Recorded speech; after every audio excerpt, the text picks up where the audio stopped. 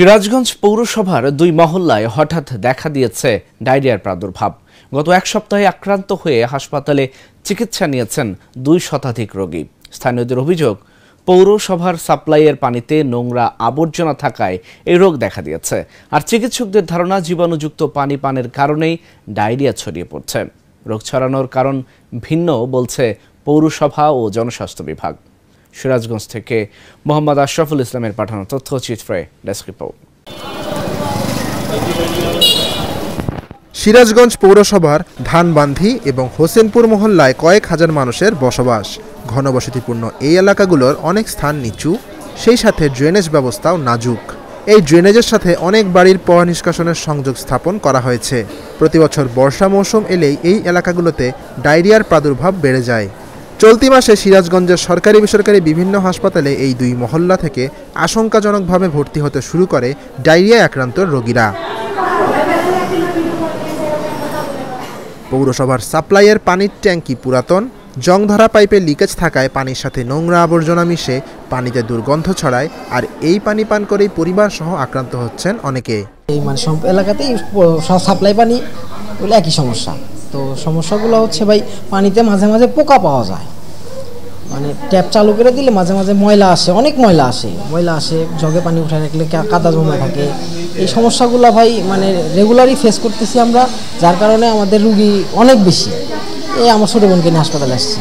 ওই পাশে আমার এক ছোটো ভাই আছে নিচতলায়, ওই পুরানটাতে নিচতলায়, ওখানেও আমার এক ছোটো ভাই আছে। আমাদের এলাকাতে অনেক বেশি এই সমস্যাগুলো। আমরা চাচ্ছি যে পৌরসভা থেকে যারা আছে, কর্মকর্তা যারা আছে, তাদেরকে কাছে আমরা এর আগেও বলছিলাম, তারা এখনো পদক্ষেপ নেয় নাই। হোসেনপুর, হামলাপাড়া, তারপর হচ্ছে ধানবান্ধি, এগুলোতে আমাদের সাপ্লাইয়ের পানি যায়।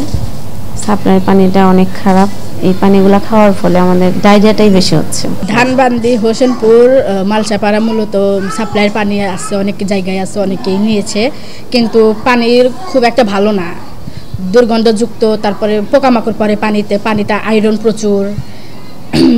এগুলাতে আমাদের বেশি সমস্যা হচ্ছে, ডায়রিয়া ধরা পড়ছে, অনেক রোগী এই হাসপাতালে আসতেছে।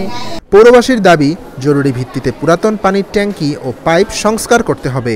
খাওয়ার পরে আপনার হচ্ছে ডায়রিয়া হচ্ছে, ব্যাকটেরিয়া হচ্ছে, আর পানি থেকে অনেক বিচ্ছিন্ন গন্ধ আসতেছে, অনেক পোকামাকড় বের হচ্ছে পানি থেকে। আমরা চাচ্ছি যে এখন বর্তমানের ভিতরে যে সব খারাপ অবস্থা আছে, সবগুলো যেন সার্ভিস ঠিক করে দিতে হয়। এই পানি খাওয়ার কারণে বিভিন্ন ডায়রিয়াজনিত রোগ হচ্ছে, এবং আমাদের শোনামতে সদর হসপিটাল, তারপর আপনার এই যে নর্থ বেঙ্গল হসপিটালে প্রচুর ডায়রিয়া রোগী বর্তমানে ধরা পড়েছে আর কি।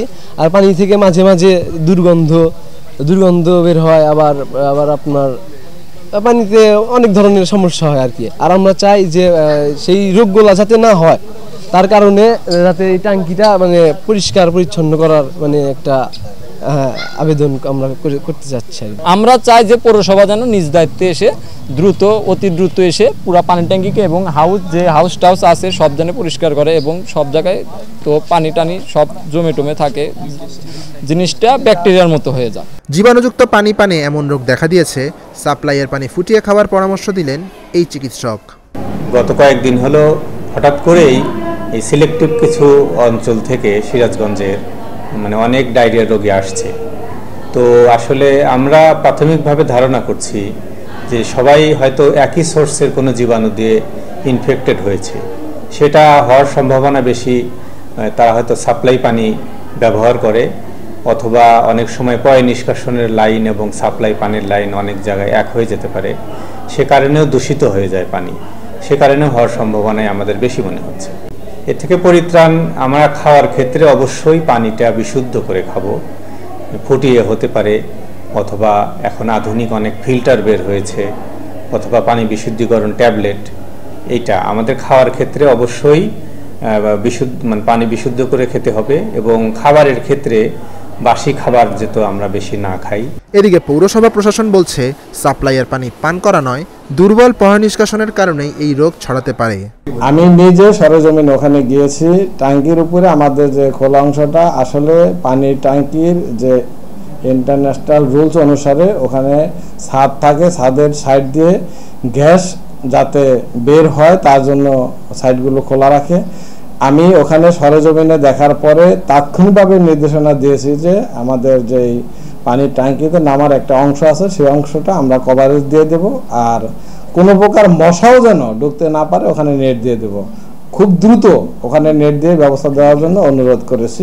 কোনো প্রকার লিকেজ থাকবে না পানির ট্যাঙ্কিতে, এই ব্যাপারে আপনাদের মাধ্যমে আমাদের পৌরবাসীকে এনশিওর করতে চাই।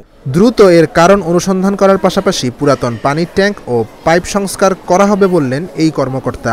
পৌর এলাকায় ডায়রিয়ার প্রকোপ ছড়িয়ে পড়ার খবর শোনার পরে আমরা পৌরসভার নেতৃত্বে পৌরসভার প্রশাসক মহোদয়ের মাধ্যমে পৌর নির্বাহী কর্মকর্তা এবং আমাদের জনস্বাস্থ্য প্রকৌশলী দপ্তরের প্রকৌশলী সহ আমরা একটু ভিজিট করা হয়। ভিজিট করে সেখান থেকে 4-5টি স্পট থেকে পানির নমুনা সংগ্রহ করে এটি আমাদের আঞ্চলিক পানি পরীক্ষাগার বগুড়াতে প্রেরণ করা হয় এবং পরীক্ষার রিপোর্ট পাওয়া যায় যে কোনোটিতেই যে ব্যাকটেরিয়ার কারণে ডায়রিয়া হয়ে থাকে সেই ধরনের কোনো কোলিফর্ম ব্যাকটেরিয়ার অস্তিত্ব পাওয়া যায়নি। আসলে জায়গাটি খুবই ঘনবসতিপূর্ণ এবং ওই এলাকার স্যানিটেশন ব্যবস্থাও দুর্বল। পানি ছাড়াও অন্যান্য এই সব স্যানিটেশন ব্যবস্থার কারণেও এটা হয়ে থাকতে পারে। আমরা জনস্বাস্থ্য প্রকৌশলী দপ্তরের পক্ষ থেকে অধিকতর সতর্কতা স্বরূপ ওই এলাকাতে পানি বিশুদ্ধকরণ ট্যাবলেটও বিতরণ করতেছি, যাতে মানুষ তার পানিটা সংগ্রহ করার পরে যে পাত্রে সংগ্রহ করে থাকে সেই পাত্রে যাতে পানি বিশুদ্ধকরণ ট্যাবলেট ব্যবহার করে পানি বিশুদ্ধ করেও খেতে পারে এবং সচেতনতা বৃদ্ধির লক্ষ্যে তাদেরকে আমরা পরামর্শ দিচ্ছি। গত এক সপ্তাহে সিরাজগঞ্জের বিভিন্ন হাসপাতালে চিকিৎসা নিয়েছেন 200 জন রোগী। এখনও হাসপাতালে নারী পুরুষ মিলে ভর্তি আছেন কমপক্ষে 50 জন রোগী। Dhaka journal news desk.